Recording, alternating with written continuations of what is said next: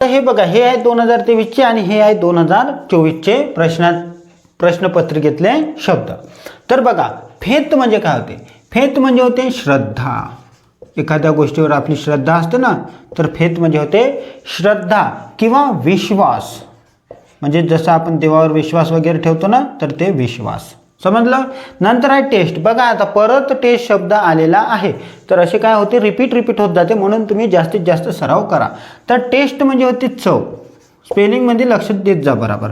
Advance म्हणजे होते प्रगती किंवा पुढे जाणे. दोनपैकी एकच लिहायचा, दोन्ही लिहायचे नाही, पुढे जाणे.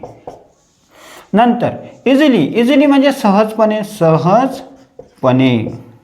नंतर बघा रिॲक्शन हा शब्द पण परत आलेला आहे. 2020 मध्ये आलेला होता, परत आता 2023 मध्ये आलेला आहे. तर रिॲक्शन म्हणजे काय होते? प्रतिक्रिया. आता बघा, ॲटमॉस्फिअर म्हणजे आपलं वातावरण. सोपी शब्द येत असते. नंतर बघा कॉम्पिटिशन म्हणजे होते स्पर्धा. आणि आजचं स्पर्धेचं युग आहे ना, या स्पर्धेच्या युगामध्ये तुम्हाला टिकायचं असेल, 10वीच्या बोर्डामध्ये चांगले मार्क घ्यायचे असेल, तर टेस्ट सिरीज जॉईन करा. किंवा जॉईन करायची नसेल किंवा तुम्ही दुसरीकडे राहत असेल, तर काय करायचं आहे, जास्तीत जास्त पेपरचा सराव करा. लिहून पास चला आणि तुमचे जे टीचर वगैरे आहे त्यांच्याकडून चेक करून घ्यायचं. म्हणजे तुम्हाला माहीत होणार का पेपर कसा सोडवायचा, त्याच्यानंतर तुम्हाला किती मार्क मिळणार. नंतर ह्युमॅनिटी म्हणजे होते मानवता.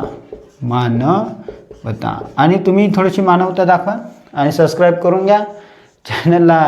काय म्हणते, शेअर करा आपल्या मित्रमैत्रिणींना. करेज म्हणजे होते धैर्य. नंतर प्रेयर. आपण प्रेयर करतो रोज, आहे का नाही, शाळेमध्ये. मग काय करतो, प्रेयर म्हणजे प्रार्थना.